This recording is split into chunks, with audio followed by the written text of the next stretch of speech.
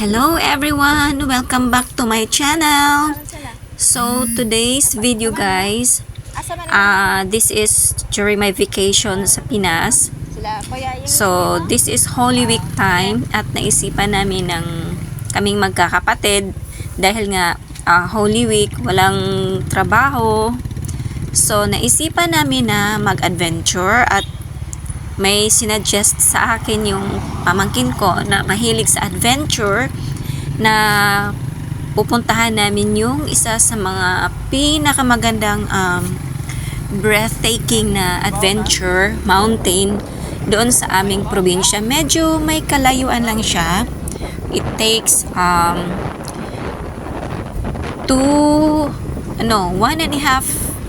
hour traveling riding motorcycle. Tapos ito yung ginawa namin. Pumunta kami doon kasama ng aking mga kapatid. Yan, so nag motorcycle lang kami guys. Tapos 5 kaming nag motorcycle. Angkas yung mga kasama namin. Ako nakaangkas ako sa kapatid ko. So, yun, binabaybay na namin ang daan papunta doon sa sinasabi ng pamangkin ko na mountain. So, dumaan kami ng isang municipality tapos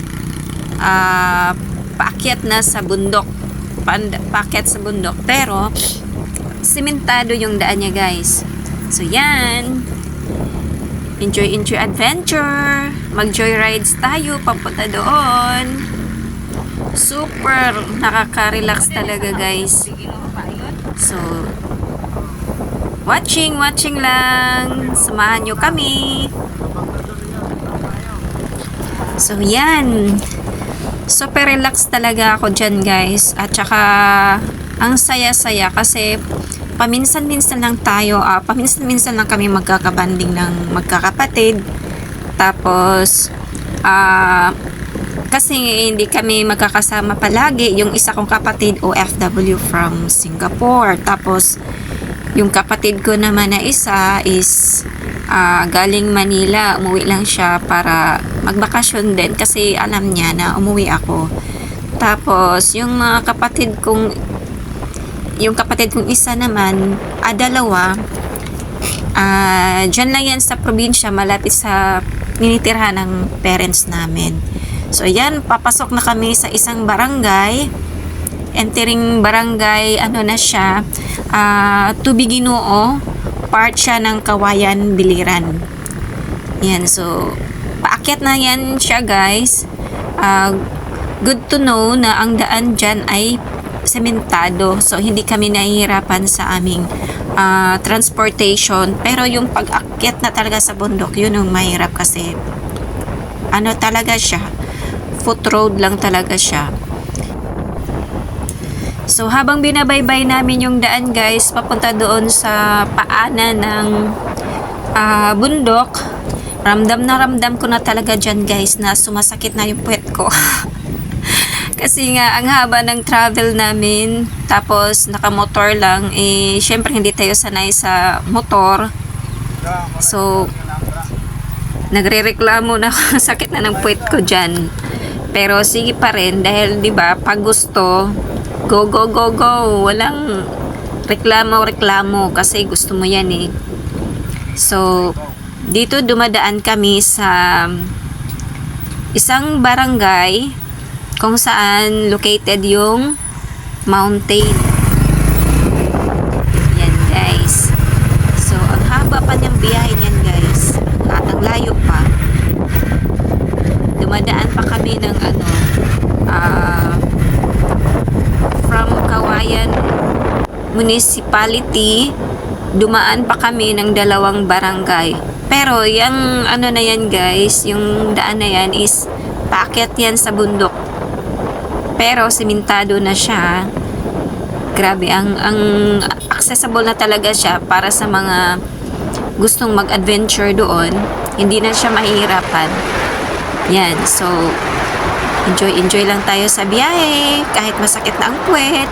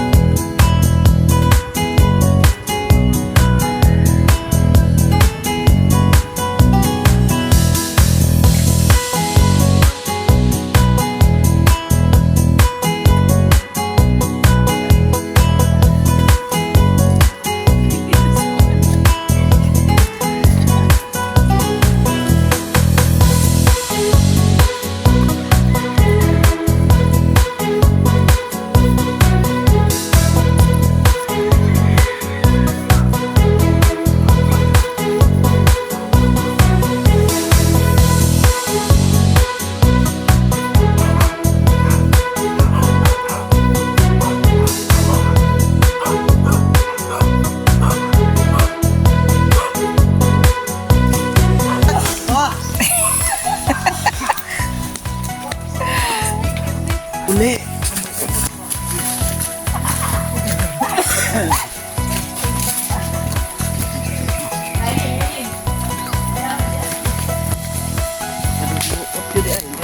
Short.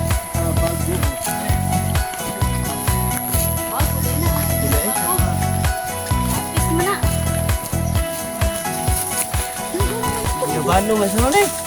Ano naman, nagbasol na mo? Hapit ba?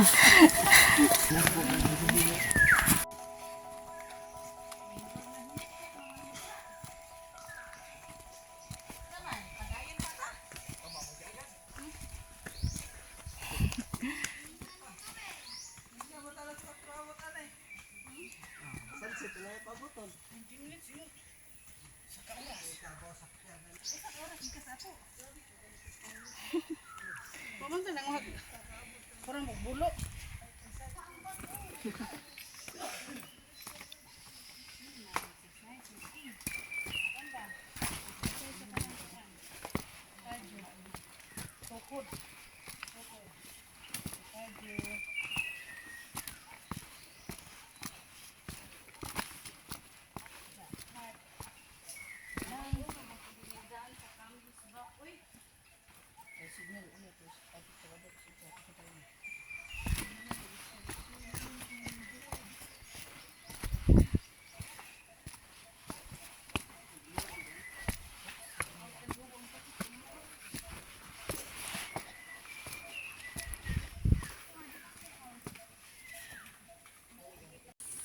Relax diri. Uy. Gibo. Hinahinay. Maling.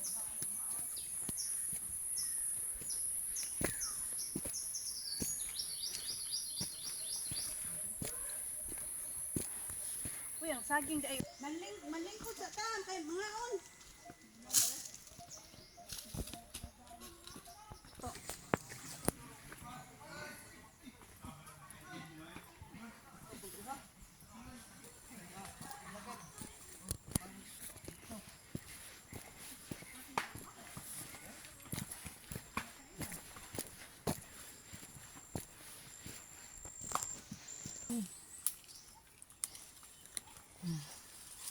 Kamay kalayo dyan.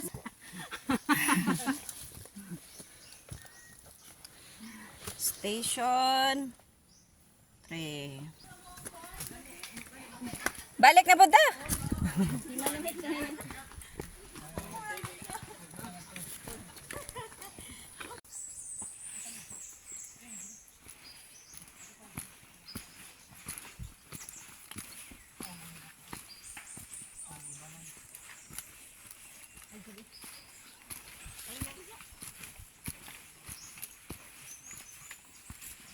Mahal ka? Tubig? Sa tanan man na.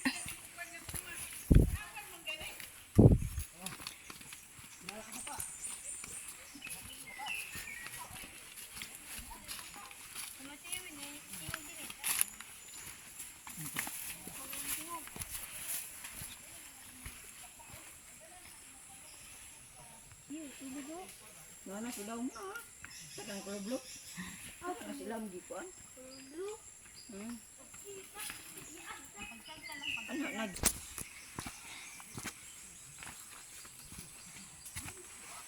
Logis jeep hili kag hiking. Gani. Daghan na kay mga wild. Ano na?